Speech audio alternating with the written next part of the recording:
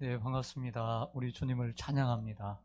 또 한 주간 동안 인도하신 우리 주님께 영광을 올려드립니다.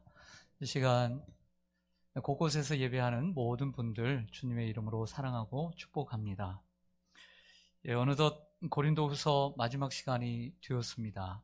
18번째 시간이 되었는데요. 고린도 교회는 아시다시피 사도 바울이 2차 선교여행 때 1년 반 동안 목회를 하면서 개척했던 교회입니다. 안타깝게도 그가 떠나 있는 사이에 몰래 들어온 거짓 교사, 거짓 사도들로 인해 사도 바울은 위기를 맞이합니다. 사도 바울이 거짓 사도라고 모함을 하고 이에 영향을 받은 고린도 교인들은 사도 바울의 사도권을 의심하기 시작하죠. 이에 얼마나 사도 바울이 마음이 놀랬겠습니까? 그래서 2차 방문을 하지만 그 2차 방문은 안타깝게도 참담한 방문이 되고 맙니다. 가지 말았으면 더 좋았을 걸 할 정도로 힘든 방문이 되고 맙니다. 고린도를 떠났던 사도 바울은 편지를 써서 사라진 편지이지만 고린도 교회에 보냈던 이 두 번째 편지, 사라진 편지를 디도의 손에 줍니다. 그리고 디도가 걱정되긴 하지만 문제를 잘 해결해 보라고 권면하죠. 기다리고 기다리던 터에 아시아에서 만나지 못하고 그리고 마게도냐에서 그를 만나서 어느 정도 고린도 교회가 회복됐다는 소식을 듣게 됩니다. 바울과 고린도 교회 관계가 회복되었다는 기쁜 소식을 듣고 잠시 묵혀두었던 예루살렘 교회의 가난한 성도들을 위한 구제 헌금에 대한 문제를 일단락 지게 됩니다. 하지만 사도 바울의 마음은 그렇게 편치 않았던 것 같습니다. 고린도 후서 10장, 11장, 12장 3장에 걸쳐서 이런 이야기를 합니다. 다시 한번 마음이 편치 않았는지 자신의 사도권을 변호하기 시작하고 또 그곳에 몰래 들어온 고린도 교회에 들어온 거짓 사도들, 거짓 선생들에 비해 자신이 조금 더 부족함이 없다는 것을 그들에게 이야기해 줍니다. 원래 자랑하는 걸 좋아하지 않았던 바울이지만 어쩔 수 없이 자기 자랑을 하게 되는데요. 그 자랑도 그들이 원치 않는 약한 것에 대한 자랑을 하게 됩니다.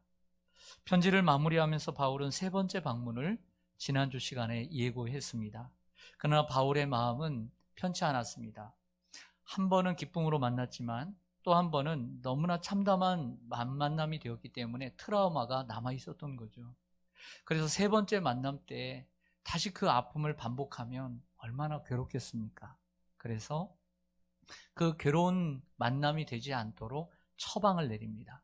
너희 안에 있는 잘못된 것들 8가지와 3가지를 이야기하면서 그러한 것들, 인간적인 것들, 교회에서는 있어서는 안 될 것들에 대해서 이야기하면서 내가 너희를 만날 때 혹이라도 내가 너희에게 엄히 또 심판할까 봐 두렵다고 염려하는 내용까지 우리가 지난주에 살펴보았습니다. 이제 마지막 한 장 오늘 끝내게 되는데요. 저는 내심 기대했습니다.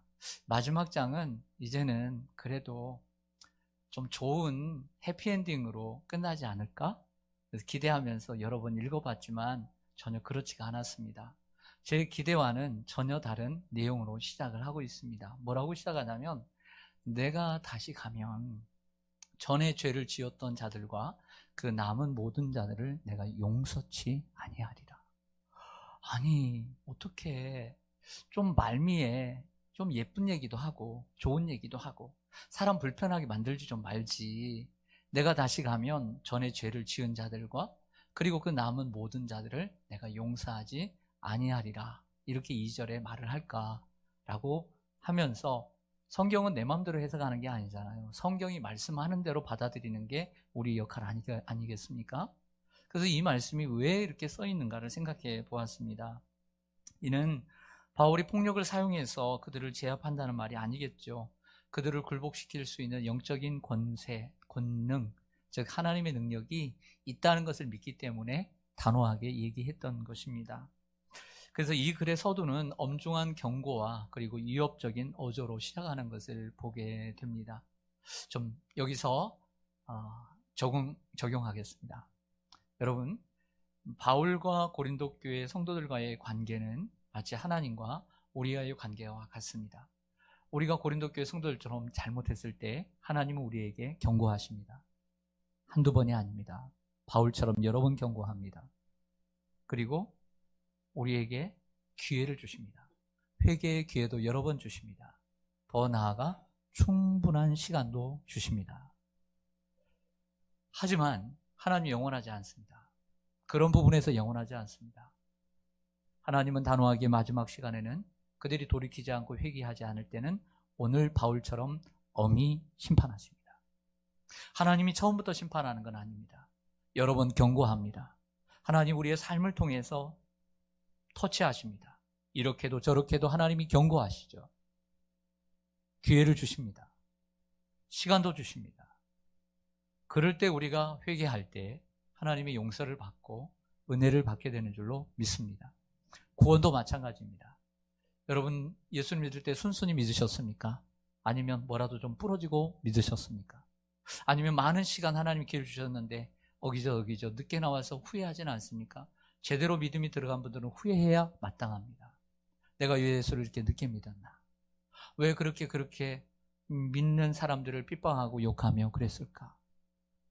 후회해야 합니다. 회개할 줄도 알아야 합니다. 근데 아직도 세상에서 그렇게 복음을 전하고 그렇게 옆에서 얘기를 하고 그럼에도 불구하고 전혀 마음이 돌이키지 않는 분들 생각해 보십시오. 하나님이 그들에게 경고하고 계시는 것입니다. 그리고 여러분들의 입을 통해서 행동을 통해서 섬김을 통해서 회개의 기회를 주시고 구원의 기회를 주고 계신 줄로 믿습니다. 충분한 시간 드릴까요? 안 드릴까요? 드리고 계십니다. 충분한 시간도 주고 계십니다. 수십 년의 시간을 주고 계십니다. 근데 그럼에도 불구하고 하나님께 돌이키지 않으면 하나님이 영원히 사랑이 많다고요? 그렇지 않아요. 하나님께서는 구원을 얻고 회개하는 자에게 영원한 사랑이 있지만 그렇지 않는 자에게는 영원한 지옥과 심판만이 있는 거예요. 그러므로 오늘 가정에서 오늘 코로나를 통해서 영상을 알게 된 분, 우리 시온산교회에서 오늘 하나님 말씀을 듣게 된 분들에게 오늘 제가 권면합니다. 하나님 여러분들을 구원하시기 위해서 오늘 영상을 통해서 주님을 만나게 하십니다. 회개하기를 원하십니다. 예수 그리스도를 여러분들 구주로 영접하기를 주님이 촉구하고 계십니다. 충분한 시간을 드리고 있습니다. 그러나 기회는 많지 않습니다. 미루지 마시고 더디 마시고 내일로 미루지 마시고 오늘 이 시간 지금 예수님을 영접하세요. 그래야 여러분의 하나님의 자녀가 되고 구원을 얻게 될 줄로 믿습니다. 고린도 교인들은 사람을 볼 때 외모를 봤습니다. 그래서 사도 바울에게 약한 것보다는 강한 것을 보여달라고 했습니다. 사도 바울이 못한 것보다는 좋은 것을, 좀 잘하는 것을 보여달라고 했습니다. 사랑하는 여러분, 고린도 교회는 시작부터 잘못되었습니다. 그리고 그릇된 기준으로 바울을 판단하고 있었습니다. 요즘 그 교회도 그렇지 않습니까? 설교의 진실성보다는 그 설교가 얼마나 탁월한가, 얼마나 말을 잘하는가, 사람을 얼마나 웃기는가, 사람을 얼마나 재밌게 하는가, 즐겁게 하는가, 예수 그리스도의 십자가 앞에 무릎 꿇게 하고 회개하게 하고 통회하고 자복하게 하기보다는 즐겁고 행복하게 하는 그런 메시지에 성도들이 취해 있지는 않습니까? 설교의 진실성보다는 일타 강사를 요구하고 그리고 경력과 스펙을 요구합니다. 설교의 메시지가 예수님을 주와 구세주로 잘 드러내고 있는가 보다는 얼마나 교회를 크게 부흥시키고 사람들을 얼마나 많이 모을 수 있는 아주 탁월한 메신저인가를 먼저 찾습니다. 그러나 사도 바울은 고린도 교인들이 원하는 것을 자랑하지 않고 도리어 약한 것을 자랑하고 자신의 연약함을 자랑했습니다. 그리고 오직 예수 그리스도의 그 흔적만을 자랑하고 십자가만을 자랑했습니다. 근데 이 말미를 읽어보면서, 마지막 장을 읽어보면서 의구심이 생겼던 것은 왜 이러한 구절이 여기에 들어갔을까 하는 것입니다. 그것은 바로 4절입니다. 그리스도께서 약하심으로 십자가에 못 박히셨으나 하나님의 능력으로 살아계시니 우리도 그 안에서 약하나 너희에게 대하여 하나님의 능력으로 그와 함께 살리라. 그리스도께서 약하시기 때문에 십자가에 죽으셨습니다. 그렇지만 하나님의 능력으로 그를 살리셨죠.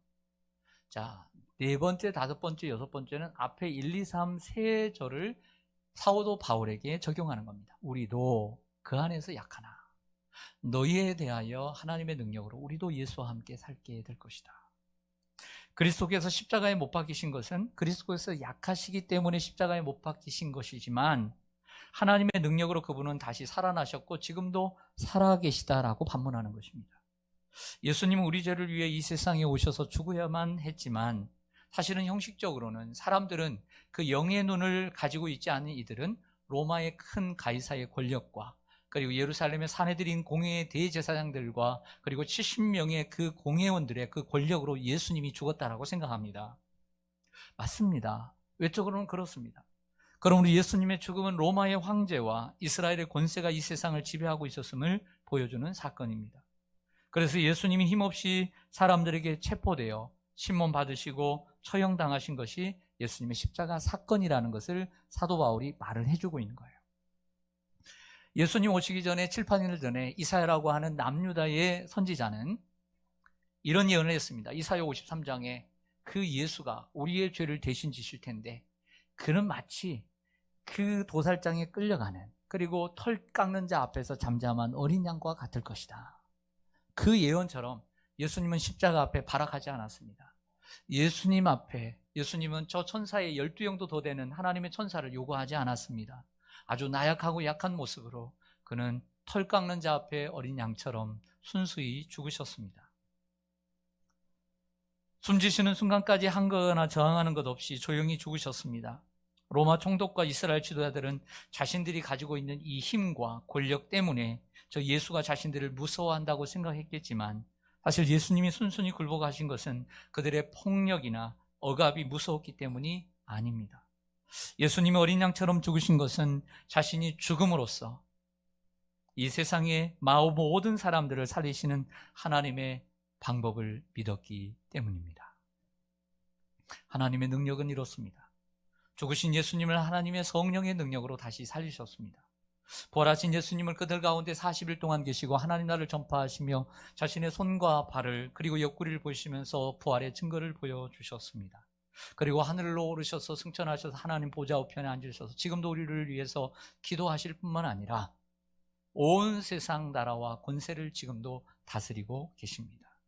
이것이 바로 그리스도는 약했으나 하나님의 능력으로 살리신 증거입니다. 그런데 사도 바울이 이 4절의 말씀을 왜 하느냐를 봐야 합니다. 그러면 얼마나 은혜가 되는지 모릅니다. 예수님이 약했습니다. 그래서 죽으셨습니다. 순종하심으로.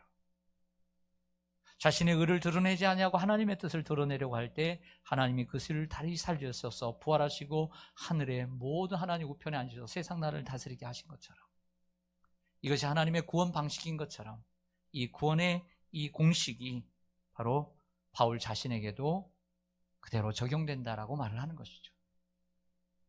그런데 바울은 더 얘기합니다. 이것은 자신에게만 적용되는 것이 아니라 모든 성도들에게도 적용되어야 된다라고 말하고 싶었던 것이죠.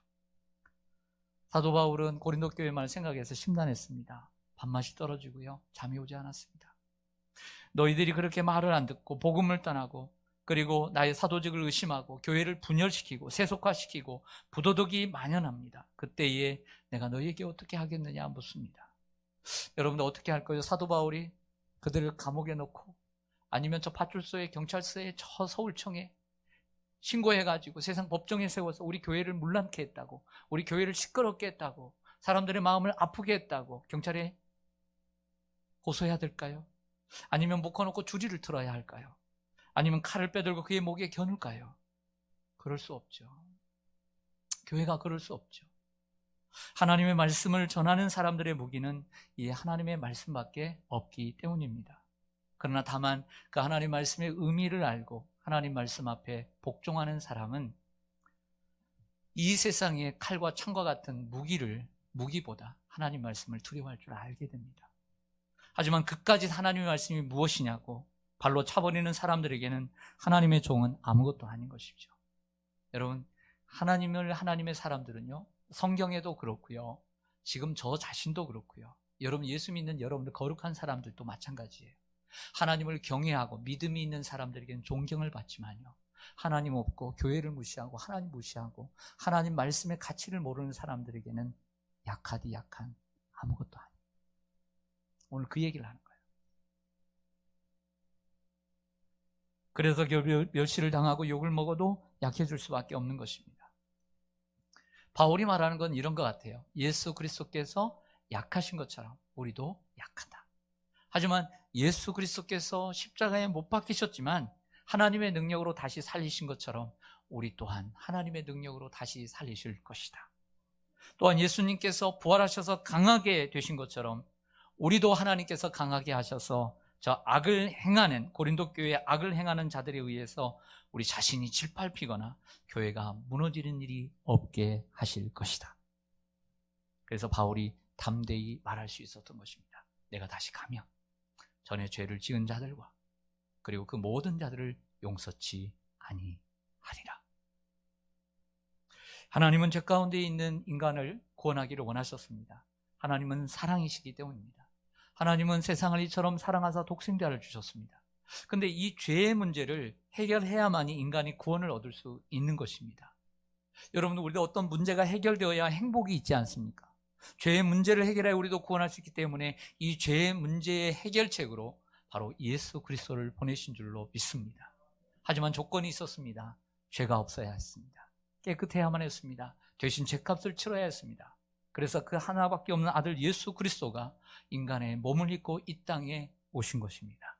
그리고 그분이 우리를 위해 십자가에 죽으심으로 우리를 속죄하신 것입니다. 다만 우리는 그분을 믿음으로써 구원을 얻게 되는 것입니다. 이것이 하나님의 지혜입니다. 믿음이 있는 사람들에게는 이 구원이 하나님의 지혜이지만 세상 사람들에게는 이 하나님의 지혜를 우습게 여기죠. 사랑하는 성도 여러분, 예수님은 사람의 몸을 입고 이 세상에 오셔서 십자가에 못 박혀 죽으셨습니다. 그리고 그 약한 모습, 질질 끌려가고 채찍에 맞고 그리고 수치를 당하고 침뱉음을 당하는 그 예수의 모습 속에는 하나님의 위대한 아들의 모습이 없습니다. 그래서 예수 그리스도는 우리를 살리기 위해 힘없이 죽으셨습니다. 여러분, 왜 그러신 줄 아세요? 예수님 힘이 없어서요? 그렇지 않습니다. 권세가 없어서요? 파도를 잠잠케 하고 죽은 자를 살리며 문둥병자를 고치며 그리고 안진뱅이를 일으키시는 그 예수님이 능력이 없어서요? 십자가에서 내려올 힘이 없어서요? 그렇지 않습니다. 우리를 구원할 방법이 그것밖에 없었기 때문인 것이죠. 예수님의 십자가의 비참함은 우리의 죄의 크기를 보여줍니다.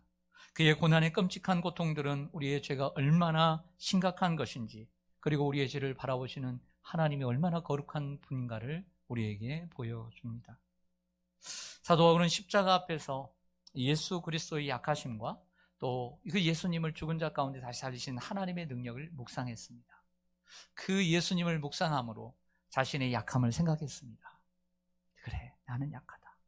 그러나 하나님의 뜻대로 약해질 때 하나님의 능력이 나타나 예수님을 살리신 것처럼 나도 살리실 것이다.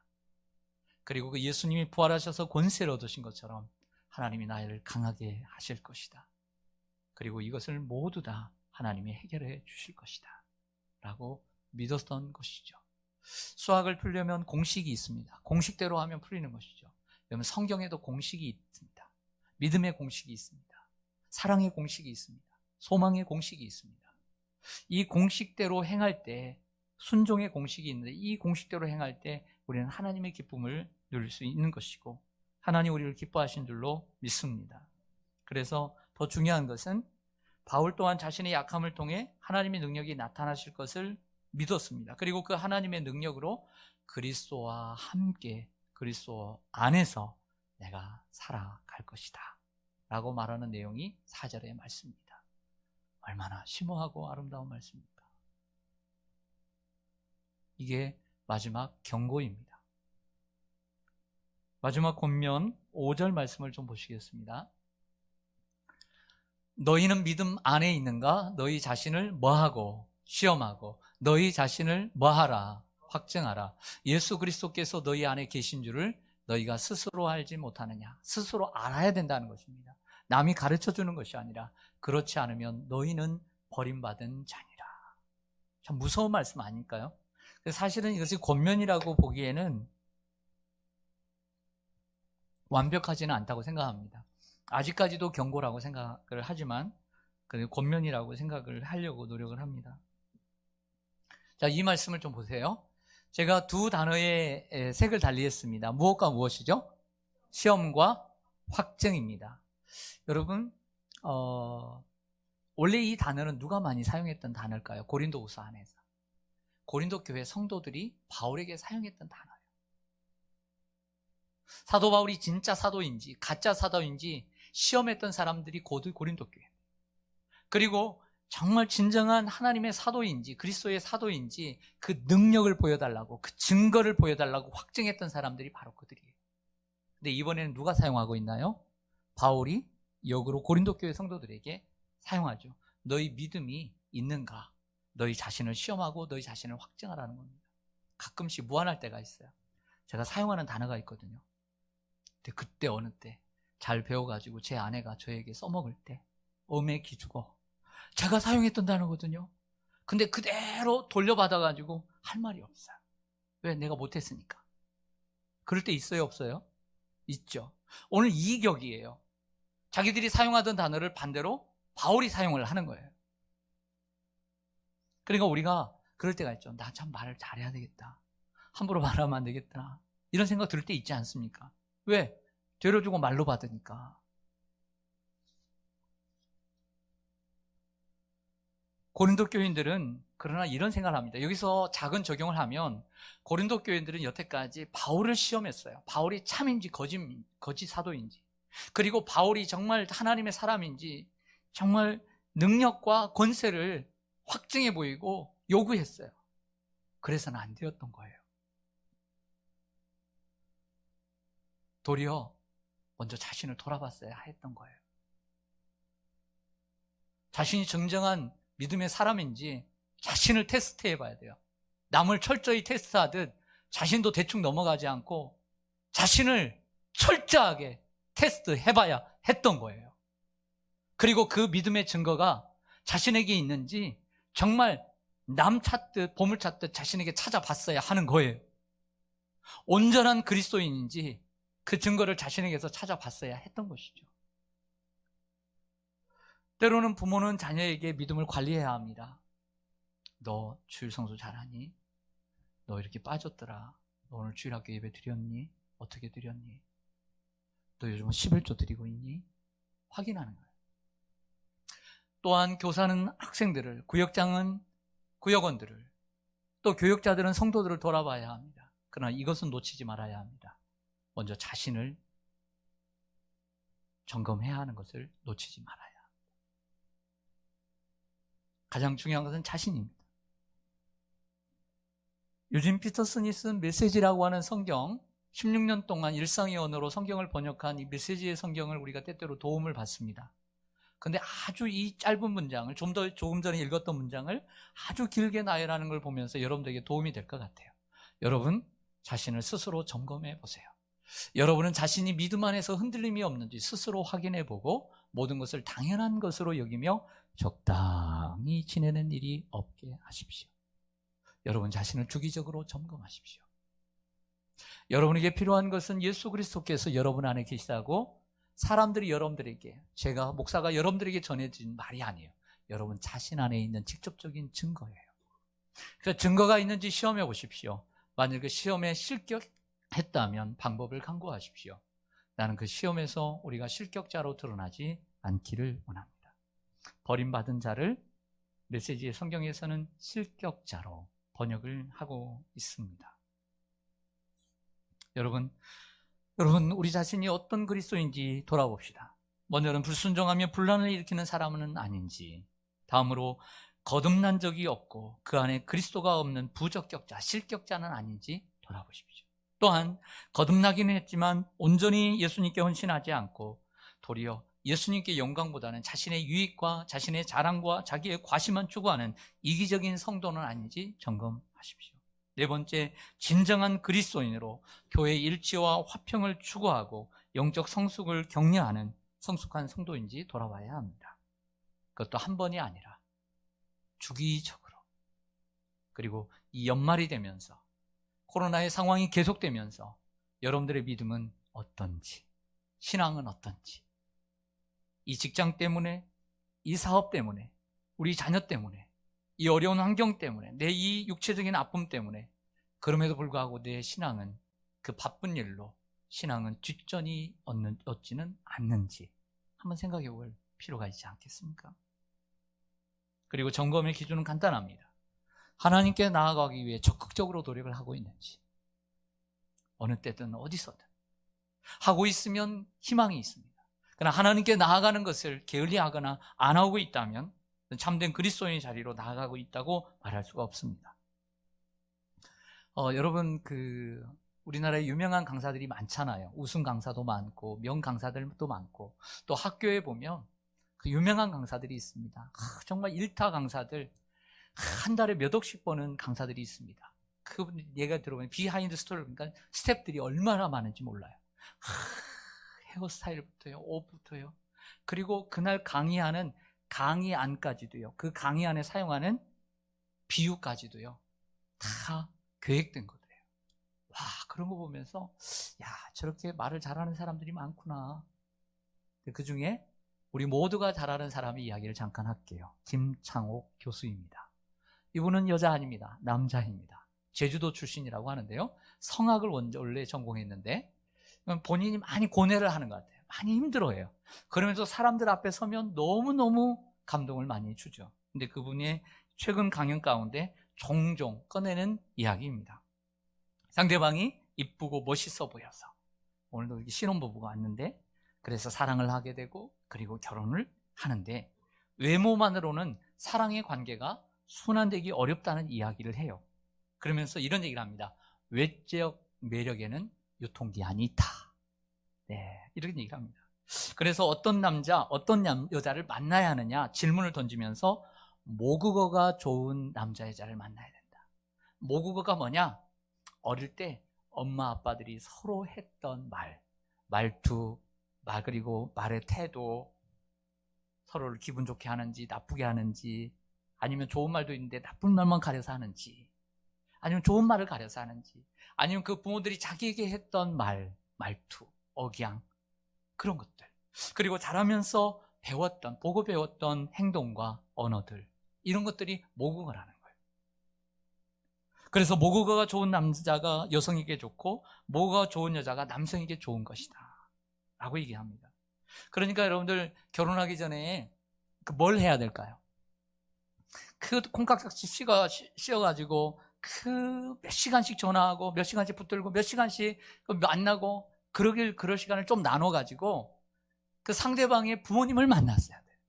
그리고 부모님과 만나서 여행을 좀 하고, 왜냐하면 간단한 만남은 형식을 차리니까 여행을 하면서 1박 2일, 2박 3일 가서는 뭐 이제 따로따로 자니까 문제 없으니까 이렇게 좀 자면서 여행도 하면서 그들의 모국어가 나올 수 있도록, 그 가정의 언어가 나올 수 있도록, 그래서 이 가정의 딸이니까, 이 가정의 아들이니까 내가 좀 이 사람하고 평생 살만하겠다 라고 생각하고 해야 된다는 얘기예요.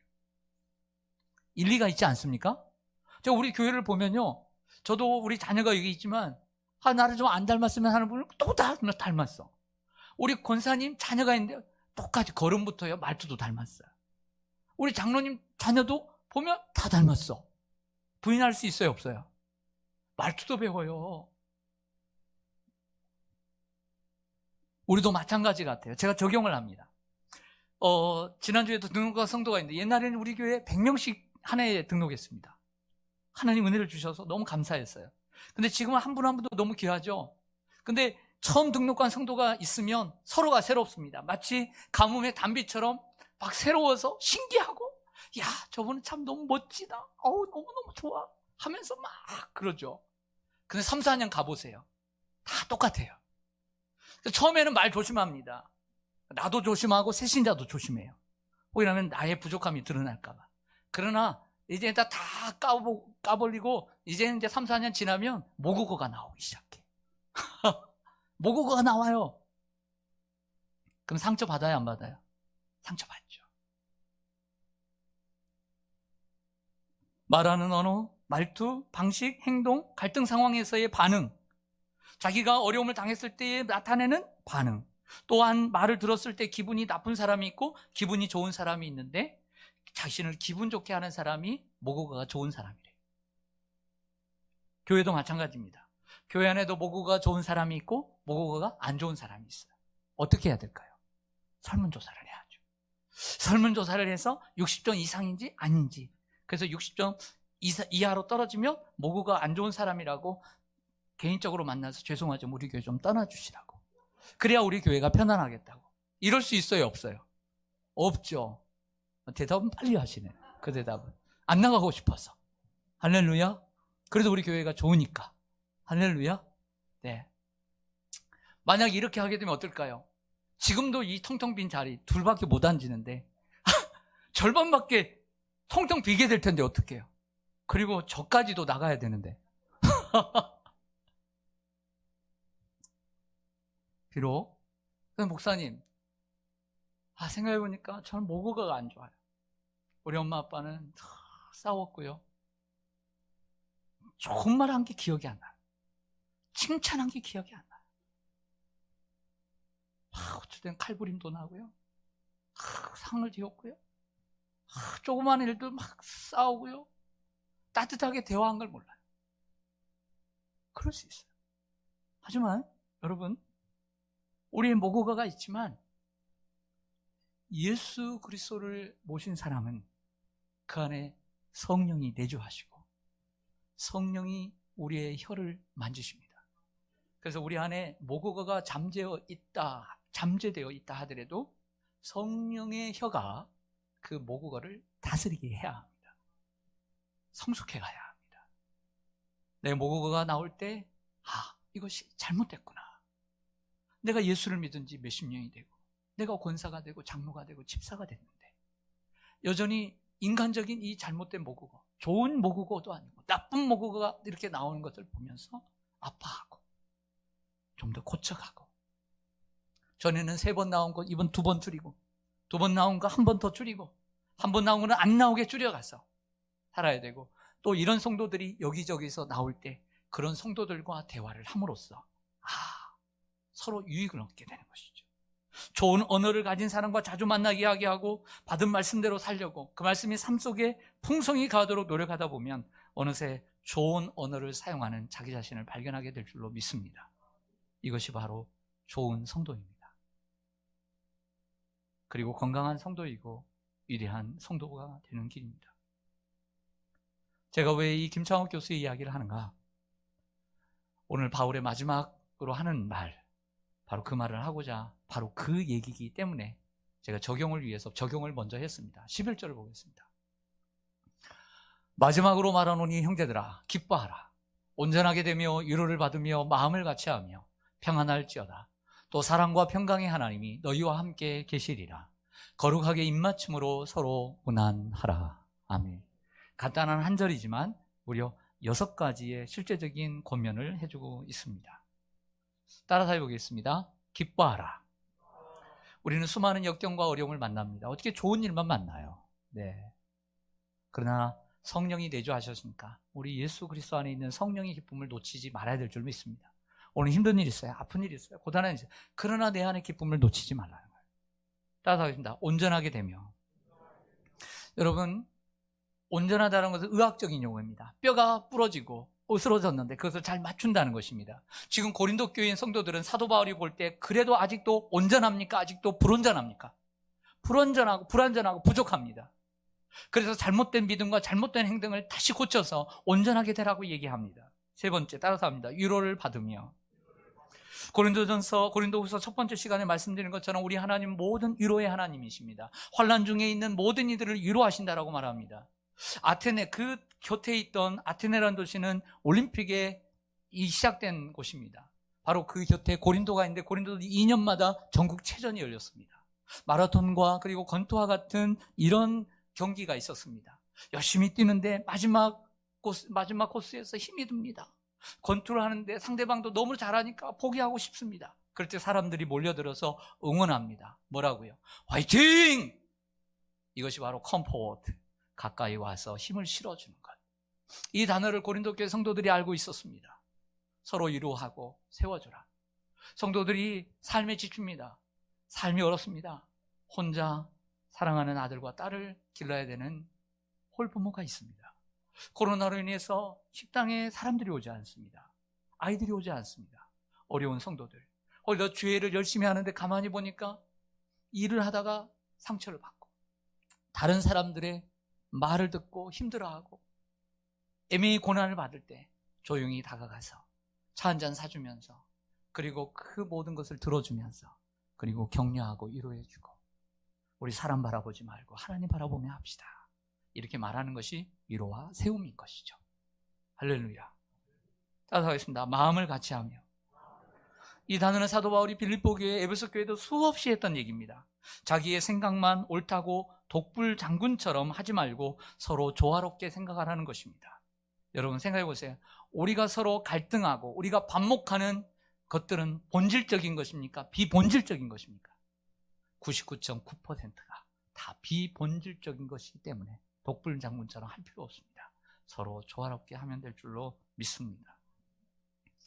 따라하겠습니다. 평안할지어다. 네, 화목하라는 것입니다. 어제 정책당회를 했습니다. 마지막 달에 하는 이 정책당회입니다. 내년에 모든 계획과 여러 가지들을 살펴봅니다. 옛날에는 밤새면서도 했습니다. 저녁 먹고 밤새면서 12시간 넘었어도. 네. 근데 10명이 되었습니다. 사람이 많으면 어때요? 네, 힘들겠죠? 근데 너무 감사해요. 3시간도 안 돼서 끝났고요. 그리고 나쁜 말 한마디도 안 나오고 은혜스럽게 평안하게 마쳤어요. 할렐루야. 좋아요, 안 좋아요? 싸웠으면 좋겠어요? 평안했으면 좋겠어요? 평안하죠. 싸우면서 한다고 더 잘 되겠어요? 잘 될 거라고 생각되는 거예요. 그래도 싸우면서 해야지. 그러면 잘 될 거라. 그럴 필요 없잖아요. 그래서 너무 감사했어요. 부모가 뭔 일 하는데 계속 싸우면서 일하면 좋겠어요? 그러면 교회가, 그 가정이 잘 됩니까? 힘들어도 부모가 서로 마음을 합할 때 그 옆에서, 야, 이렇게 힘든데 우리 엄마 아빠는 기도하면서, 우리 엄마 아빠는 이렇게 하나님의 도우심을 구하면서 어려움을 헤쳐나가네, 보면서 배우겠죠. 그러나 그 어려움 때문에 맨날 싸우면 그 자녀가 또 결혼해서 또 싸우겠죠. 그게 모국어예요. 마지막으로 거룩한 입맞춤으로 서로 문안하라. 유대식 인사법입니다. 우리는 그렇게 할 수 없지만 악수를 하거나 그리고 어깨를 두드려주거나 서로 안아주라는 것입니다. 성도 간의 사랑을 말로만 하지 말고 구체적으로 표현하라는 바울의 의도가 들어있던 것 같습니다. 저는 성도님들을 거의 다 압니다. 이름까지도 압니다. 저도 머리가 안 좋아서요, 여러분들 위해서 기도하지 않고 이름을 외우지 않고 우리 중고등부 애들, 수험생 애들, 어디 애들 다요, 맨날 기도하니까 외우는 거예요. 머리가 좋아서 외우는 게 아니에요. 기도하니까 외우는 거예요. 그래도 며칠 또 기도하면 또 까먹어요. 그래서 또 기도하니까 외우는 거예요. 성도님들이 이름. 여러분도 코로나 때문에 잠깐 안 만나면 그 집사님 이름 생각도 잘 안 날걸요. 기도하면 생각나요. 그렇죠? 네, 기도해야 돼요. 기도. 그래서 우리 기도가 필요한 거예요. 기도를 하면 사랑이 갑니다. 사랑. 내가 그분을 위해서 기도하면 사랑이 가요. 그래서 제가 성도님들을 거의 다 알아요. 근데 어떤 분이 어떤 자리에 딱 오셨다. 새로운 분이 오셨어요. 딱 보면 그래도 우리는 눈치 구당이잖아요. 저 외부 사람인지 새 가족인지 알아요, 몰라요? 그러면 옆에 있는 여러분들이 어떻게 해야 돼요? 아, 목사님 안녕하세요. 누구세요? 반갑습니다. 저는요, 아무개 집사입니다. 아무개 장로입니다. 이렇게 인사를 해주셨으면 좋겠어요. 근데 어떻게 하냐면 주뼛주뼛해요. 어떻게 해야 될지 모르겠고. 그러지 마시고 여러분들도 주인이에요.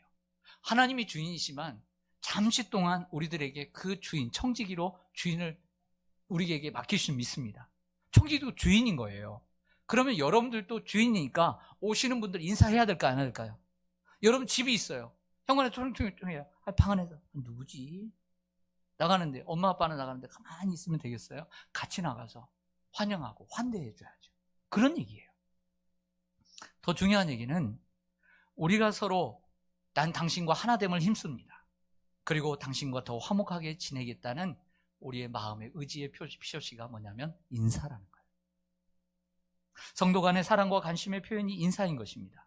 사람들은 인싸가 되고 싶어 합니다. 아싸가 되고 싶어 하지 않습니다. 어느 모임이나 어느 공동체 안에서 적극적으로 참여하면서 사람들과 잘 어울리고 싶어 하는 인싸가 되고 싶어 합니다. 이렇게 말합니다. 인사를 잘하면 인싸가 됩니다. 인싸치고 인사 못하는 사람 어디 있습니까? 정말 인싸가 되고 싶으면 인사를 잘하시기를 바랍니다. 그리고 인사를 잘하는 것은 내가 당신과 더 깊은 사귐을 갖고 싶고 당신과 더 잘 지내고 싶고 내가 당신을 더 잘 섬기고 싶다. 이런 표현이 바로 인사라는 거예요. 바울은 성도들이 이렇게 할 때 사랑과 평강의 하나님이 너희와 함께 하신다고 말합니다. 조건부입니다. 성경은 얼마나 조건부가 많이 있습니까? 너희는 온 세상에 가서 말씀을 전파하라. 그러면 내가 세상 끝날까지 너희와 함께 하겠습니다. 약속과 이러한 조건과 약속이 너무 많습니다. 그 가운데 한 구절만 찾아보겠습니다. 요한일서 4장 12절 같이 읽겠습니다. 시작. 어느 때나 하나님을 본 사람이 없으되 만일 우리가 서로 사랑하면 하나님이 우리 안에 거하시고 그의 사랑이 우리 안에 온전히 이루어지느니라. 아멘. 사도 요한은 이렇게 말합니다. 우리가 하나님 본 사람이 없다. 하지만 조건부로 얘기해요. 우리가 서로 사랑하면, 성도들이, 같은 교회의 성도들이 서로 사랑하면 하나님이 그 안에 거하시고 하나님의 사랑이 온전히 우리에게 나타날 것이다. 하나님의 사랑이 날마다 있는 것이 아니에요. 성도들이 사랑하는 곳에 하나님의 사랑은 보여지게 임하는 거예요. 그리고 마지막으로 축복을 합니다. 사도 바울은 고린도후서를 마치면서 신학교도의 이 목사님들의 이 축도의 원형인 이 축도를 가르쳐 줍니다. 여기에 단 한 곳 나와 있습니다. 이 축복은 성부, 성자, 성령 하나님이 모두 포함되어 있는 삼일째 형식을 띠고 있고요. 우리들에게 필요한 예수님의 은혜, 하나님의 사랑, 성령의 교통하심이 들어 있습니다. 함께 읽고 오늘 고린도후서 설교를 모두 마치겠습니다. 시작. 주 예수 그리스도의 은혜와 하나님의 사랑과 성령의 교통하심이 너희 무리와 함께 있을지어다. 아멘. 기도하겠습니다.